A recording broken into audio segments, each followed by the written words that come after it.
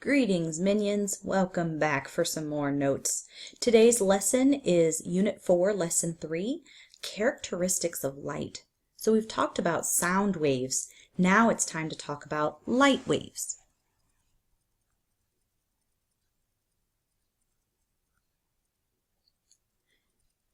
Electromagnetic waves. An electromagnetic wave is a wave of vibrating electric and magnetic fields. Electromagnetic waves carry radiant energy. Radiant energy is just another name for light energy. Remember, not all forms of it can be seen, at least not by people. We'll get back more to Mr. B in just a few minutes. Remember, some forms of energy you can't see can still leave a lasting impression, like a sunburn.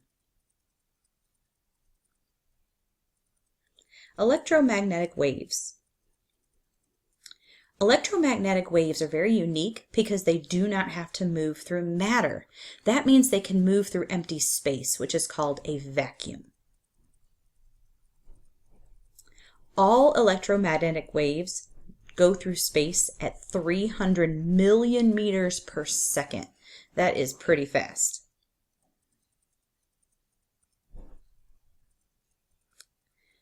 Electromagnetic waves may all travel that same speed, that crazy fast 300 million meters per second, but they have different wavelengths and different frequencies, as you can see from this diagram we'll get back to in a minute. A shorter wavelength, remember, that means it has a higher frequency. So these on this end of the spectrum, these waves, you can see that there's many of them in a short period of time because there's a shorter wavelength. A shorter wavelength also means that that wave has more energy. So there is a higher amount of energy.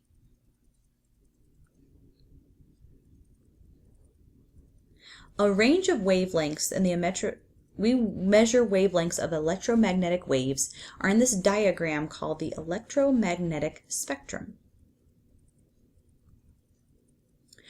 On your paper there are some boxes to fill in. Fill in this information in those boxes. These are the types of waves in the electromagnetic spectrum. The largest waves are radio waves. They're about the size of buildings. So the wave is literally the size of the top to the bottom of a building. Radio waves then lead into microwaves, which are about the size of a bumblebee. Then into infrared waves. We're going to talk about heat in a minute. And then visible light. The only waves you can see in this entire spectrum are visible down here. You see the colors, and even each color has its own wavelength within the spectrum.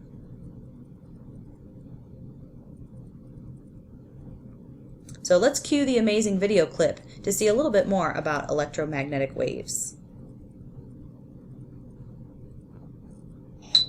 Hi, I'm Emerald Robinson. In this What Is video, we're going to take a closer look at the electromagnetic spectrum. What we see as light is only a small part of the electromagnetic spectrum. The electromagnetic spectrum refers to the many types of radiation released from stars, including our own sun. Electromagnetic radiation travels in waves. Frequency describes how many waves per second a wavelength produces. Wavelength measures the length of an individual wave in meters. Scientists describe the electromagnetic spectrum as a long line. At one end lie radio waves, with the longest wavelengths and lowest frequencies in the spectrum. A single radio wave has the length of a football field. After radio waves come microwaves, which produce more energy due to shorter wavelengths and higher frequencies. Cell phones, radar, and microwave ovens use microwaves. Next comes infrared light. The sun, fire, living creatures, and other heat sources all produce infrared light. While we cannot see infrared light, we feel it as heat. Visible light occupies a narrow slice of the electromagnetic spectrum, nestled between infrared and ultraviolet light. Red wavelengths have the lowest frequencies and longest wavelengths of visible light. As you move from red through orange, yellow, green, blue, and finally violet, wavelengths shorten and frequencies increase. From visible violet light, we move into ultraviolet frequencies. Human skin produces vitamin D when exposed to ultraviolet light. but excessive ultraviolet light causes sunburns. Next, X-rays, which pass through soft tissue but not in denser materials such as bone, making them valuable for medical tests. X-rays also have security applications such as airport baggage checks.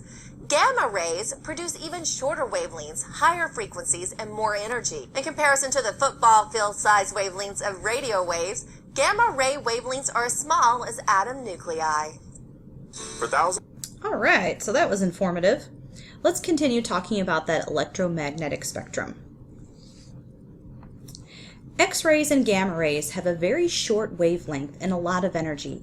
In fact, as you saw in the video, if you've ever broken a bone, the doctor probably made an X-ray of your broken bone. If you've ever been to the dentist and you've had an X-ray of your mouth, you probably had to wear this big, heavy lead apron to help protect you from X-rays. Remember we talked about X-rays and gamma rays because they have that short wavelength, they have lots and lots of energy? Well, overexposure to that energy can actually be dangerous for you, so that's why you can only be exposed to them in very short doses. Ultraviolet rays have more energy than visible light.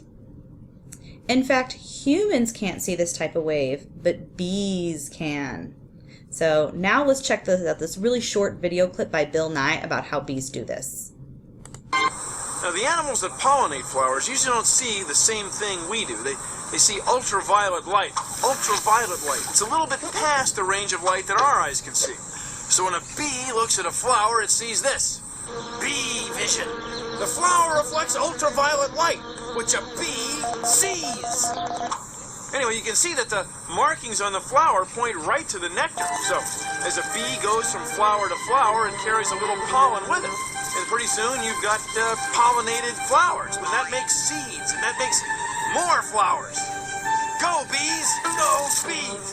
Go bees! Go bees! Go bees! Go bees! Go bees! Go! Go! It's Pollen Connection with your host, Chuck Willoughby. Hey, welcome back, everyone. Well, so tell us about your little get-together with the Snapdragon, Phoebe. Let me just say, I had no problem finding the place. His petals were like neon signs, Chuck. When I got there, I headed straight for his nectar. You've been one busy little bee.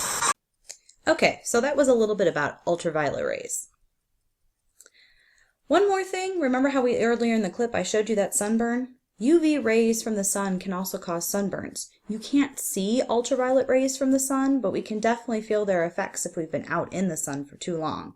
Remember when I talked about the shorter the wavelength, the higher the energy. So that energy overexposure to it can be dangerous. Next are infrared waves. This is when an object gives off energy, but most of the heat is in the form of infrared rays when an object gives off the heat. So the heat is infrared. A type of infrared wave is a microwave. We use our microwave ovens to heat food very quickly. All right, our next topic is about reflection and refraction. So if visible light is all around us, well, why don't we see rainbows everywhere where there is light? Kind of like this.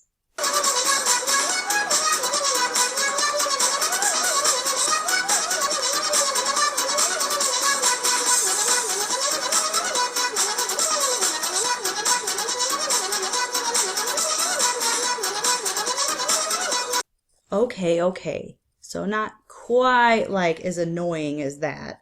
But how come we don't see rainbows everywhere where there is light?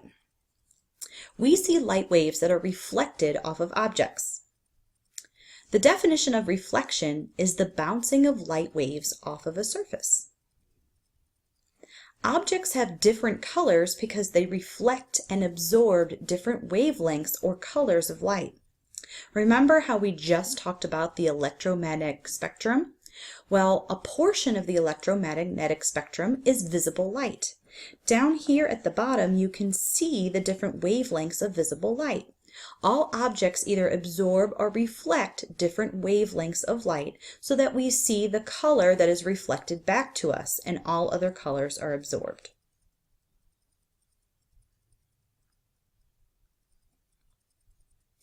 White light is actually a mixture of all the colors of light.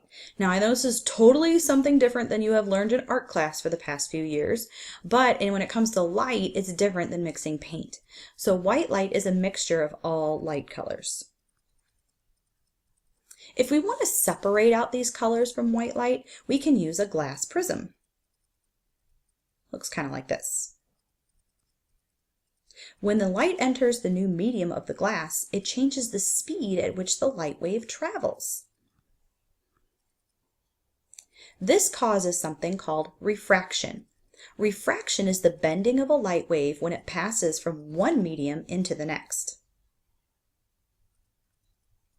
When the light travels through the prism, so here comes the white light, and it goes into the glass prism and back into the air, the light is refracted. So the medium of the glass has changed the speed at which the light travels, which changes the wavelength.